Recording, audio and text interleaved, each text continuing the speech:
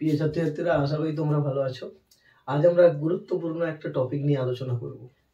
দেখো, with, together with, as well as, in addition to, এগুলো যদি কোনো সাবজেক্টের পরে থাকে তাহলে সাবজেক্টের উপর কোনো প্রভাব পড়বে না, মনে রাখবে। ধরো হি as well as his friends, আমার এখানে কি আছে এখানটায় কি আছে আমার দেখারই দরকার নেই, শুধুমাত্র দেখবে যে সাবজেক্ট কি আছে, তাকে দেখে এখানে ভার্বটা বসাবে। ঠিক আছে, হি আছে, হি এর পর কে বসে? হ্যাজ, তাহলে আমাদের উত্তর হবে হ্যাজ। ওকে, বুঝতে পেরেছো? তাহলে দেখবে সাবজেক্টের পরে যদি কোনো এরকম জিনিস থাকে, with, together with, as well as, in addition to, এগুলো কিন্তু সাবজেক্টের উপর কোনো প্রভাব ফেলবে না।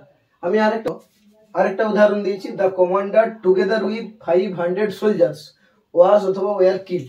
তো এখানে বুঝতেই পারছো টুগেদার উইথ রয়েছে, তারপর 500 সোলজার্স রয়েছে। আমাদের এটা দেখে লাভ নেই বলেছি, কারণ এগুলো থাকলে with, together with, as well as, in addition to, সুতরাং আমরা সাবজেক্টকে ধরেই ভার্বটা বসাবো। তাহলে কি আছে? দ্য কমান্ডার একজন, সিঙ্গুলার, সুতরাং এখানে ওয়াজ হবে। বুঝতেই পেরেছো?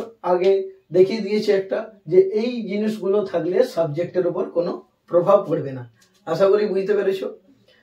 পরের ভিডিওতে দেখা হবে আরো নতুন কিছু নিয়ে। আজকের মতো বাই, ভালো থেকো।